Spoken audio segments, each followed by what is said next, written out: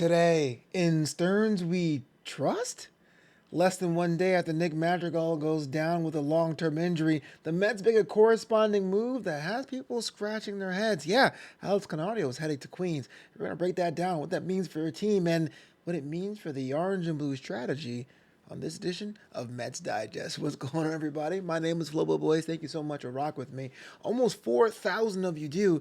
I appreciate the fact that you're able to come down here and support the channel. So if you're watching what we're putting up right now, myself alongside Mike D'Angelo, do us a favor, like the video, subscribe to the channel, drop some comments. I do read them, positive or negative. But don't be a hater, y'all. But look, I'm not going to bury the lead anymore. Nick Madrigal goes down, and shout out to Mike D'Angelo, who actually broke the news earlier on this channel. But he is going to be officially on that 60-day DL, which means there is a roster spot to be filled. But while we thought there might be an infielder to infielder swap, the Mets make an acquisition on the outfield. It actually broke earlier today. This is Monday as I record this. They acquire Alex Canario from the Chicago Cubs in exchange for cash consideration. Shout out to my man, cash considerations, always a part of those massive deals.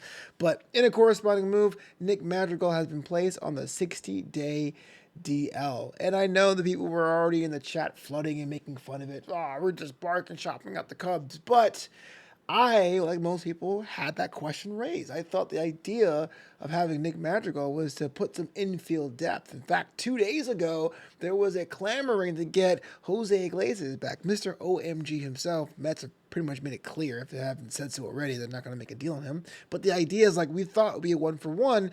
Why would you go to the outfield? And what does it mean for the infield? And I thought, well, maybe there'd be some sort of clarity, some sort of idea behind the thought process. But I've learned I can't really question David Stearns because he does think on a level I'm not saying he's a genius. That's a word that's being used a lot, but I do think he's thinking about things that I'm not even seeing. Every fan has a blind spot. But Anthony Franco over at MLB Trade Rumor, shout out to the transliteration, pretty much puts a button on this one. He says the Mets acquired outfielder Alex Canario from the Cubs for cash considerations. The team announced New York placed Nick Madrigal on the 60-day injury list because of that fractured shoulder to create a 40-man roster spot.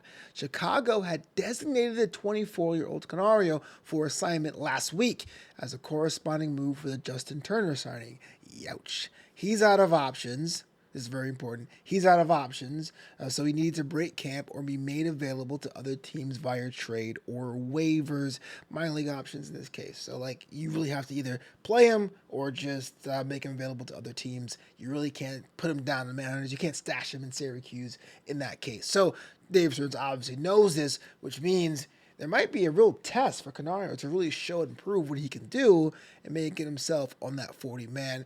There's not many open spots left in the Mets roster. This is why this is so important, right? Having people try to compete with so few spots, especially with the infield locked in at the corners. You're going to use Mendoza, you're going to use Pete Alonso, you're going to use Juan Soto, you're going to use Brandon Nimmo. So that center field is pretty much open, and maybe the second base position is kind of sort of open, depending on how you look at it.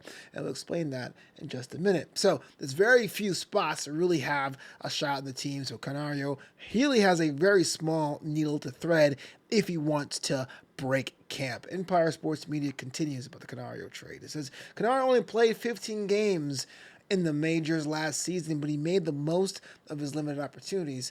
It continues on saying his downside, the issue, strikeouts. Canario punched out in 30.4% of his AAA plate appearances, an alarming 39.3% in the majors. That level of swing and miss will need to come down if he hopes to stick at the big league level.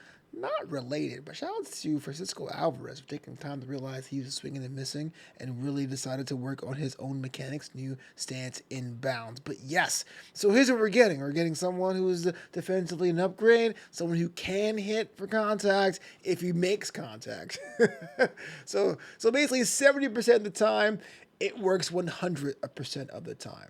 But if you're like me, and you're like, okay, fine, we're adding people at spring training to figure out what the roster is, I ain't mad at that. What I'm mad about is you made the effort to bring in Madrigal to replace Iglesias, but now when Madrigal goes down, you're going to the outfield. What gives? What is the hook here?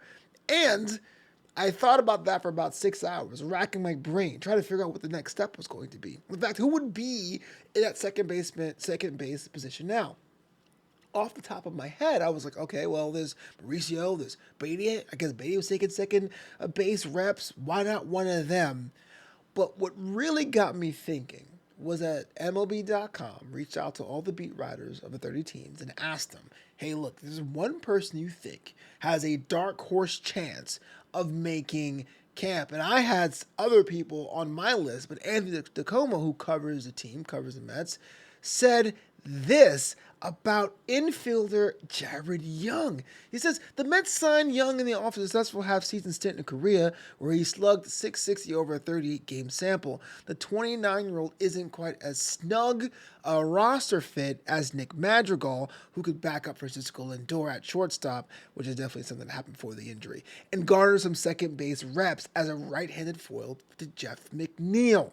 But Young is versatile as well, with significant experience at both corner, infield, and outfield spots. He always had power, including 2 home runs in 22 career Major League games. With a strong spring, Young could win the lone bench spot up for grabs. And here's the advantage to that.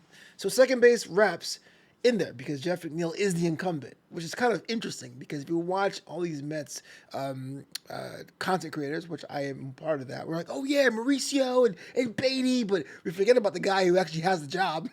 That's Jeff McNeil. But comparing him to Iglesias, you get about 6 years of youth to play with in this case. I think the Mets really should be trending younger. I've said this on past videos on this channel. The LA Dodgers don't have many weaknesses, but if there was to be a weakness in LA, is that their team is on the older side. Obviously, it's not a huge weakness of the defending champs, but you don't want to go year for year for them. You really want to get younger and faster. But having Jared Young be the one person that Tacoma really singled out as somebody to break camp was interesting to me. Now, the Mets have done this before. People forget about Zach Short.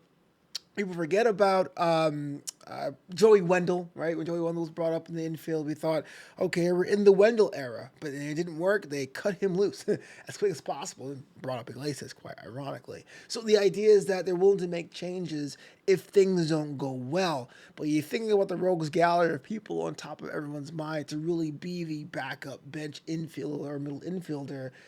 Jared Young was on no one's radar over the past couple days. Nick Madrigal, unfortunate timing. Granted, there's no good time to be injured. There's really not a great time to get yourself hurt like that. But a 60-day IL stint is not ideal when you're trying to ingrain yourself with a whole new playbook and a whole new team, but it's going to open a lot of opportunities. So looks like that might be the infield solution. But then bolstering the outfield situation is something that's to be said about Canario, because it looks like Brandon Nimmo will be your left field incumbent, although I don't think he'll be playing every single day. He's in that load management portion of his career. And of course, right field will be locked down by Soto and maybe possibly Starling Marte if Marte is not the everyday DH. That leaves Jose Siri and Tyrone Taylor in center field. This may be an insurance cause. Maybe this may be to bolster a Syracuse situation for the Mets. It does seem like the outfield is trying to figure out what that makeup is going to be day to day. So dare I say it, after breaking that down, this may be a good move for the team? Yeah, seeing the Canario tweet didn't really set my whole world on fire, but I'm like, yeah, this makes sense. You have 5 guys who can play second base, but who really is your strong center fielder? I like Tyrone Taylor. I'm a Tyrone Taylor fan, but he doesn't really strike fear in the hearts of teams as someone like Jose Siri. The same situation doesn't strike the fear of the teams. Who's really going to be that center fielder, that everyday center fielder? Why not figure that out on the back half of spring training? But what say you? What say you about the announcement of Canario? What say you about the 60-day situation with Nick Madrigal? What say you about the potential of Jared Young being a dark horse, making it through camp, breaking camp, and possibly being on the 40-man roster?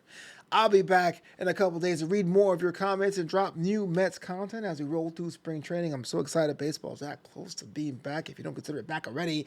And like that kid that was really loud that one game, let's go Mets, to the top of my lungs. My name is Flobo Boyce. You're locked in the Mets Digest. Thank you so much for checking out. And of course, as always, it's LGM to the bitter end.